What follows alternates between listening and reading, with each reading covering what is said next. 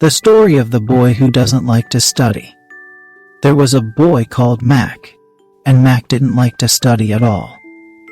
And Mac put his books on the desk, and didn't want to study, and said, "I don't like studying." And Mac went to the park to sit in. After he got to the garden, he sat next to the tree, and Mac saw a group of bees moving from flower to flower. Mac said, "I wish I was a bee. I fly all day, play and never study." The bee replied to him, saying, "We don't play all day. We work all day and make delicious honey, and life without work is miserable and sad." Mac heard the bee's words and didn't like him, and after a few moments, Mac looked at the tree and said, "If I were a tree, I would be very happy as I rest all day and never work." The tree told him, "I am not unemployed.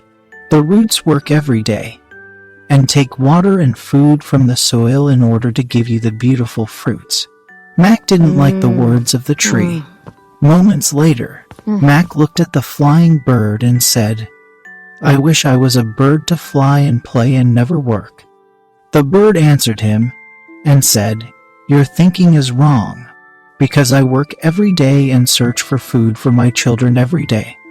Mac stood thinking about the words he had heard from the bee, the tree, and the bird, and he realized that life without work or study is a boring life. And Mac returned to his home and began to study and work and was very active and happy. Yay! The moral: we must work and study hard.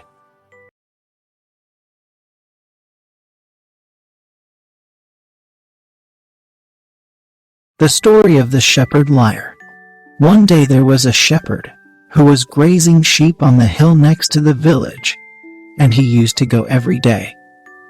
And this shepherd was known to be a very annoying person, and he used to joke a lot with everyone in the village. And one day, while shepherd was on the hill grazing the sheep, he was thinking about doing a joke with the people in the village, and he had a bad idea. And he decided to do the bad things he used to. Then he started shouting loudly, "Save me, village people. There is a wolf trying to eat my sheep. Save me quickly." The people of the village heard the shepherd's voice screaming and saying, "Save me quickly." So they went to him quickly to save him. But they found the shepherd in front of them laughing, and there was no wolf eating the sheep as he said. They returned to their homes again, and after several days had passed, the shepherd did the same thing and kept crying and saying, "Save me quickly, people of the village. The wolf tries to eat my sheep." As usual, the people of the village went to the shepherd to help him. But they found the shepherd laughing and there was nothing. The people of the village decided not to help him again, because he is a liar. On the next day, while the shepherd was standing among the sheep, the shepherd found in front of him a huge wolf. And the wolf began to eat the sheep. And the shepherd ran away and cried and called the people of the village to help him. But no one of the villagers responded to him, so that the wolf eats all the sheep, and the shepherd returns to the village without the sheep, and he is crying for what happened. The moral: too much lying never brings good. The Old Man's Story. The story of a thief at the door. One day, Harry and Emily were playing in the park, and their mother came and said, "I'm going to the market. Go into the house and don't open up to anyone." Harry and Emily walked into the house and locked the door. After a short time, they heard a knock on the door. Harry said, "Who are you?" So the man said outside, "Your mom is in an ice cream shop and she asked me to send you these amazing ice creams because it melts in the way." Emily was very happy and said, "Nice ice cream."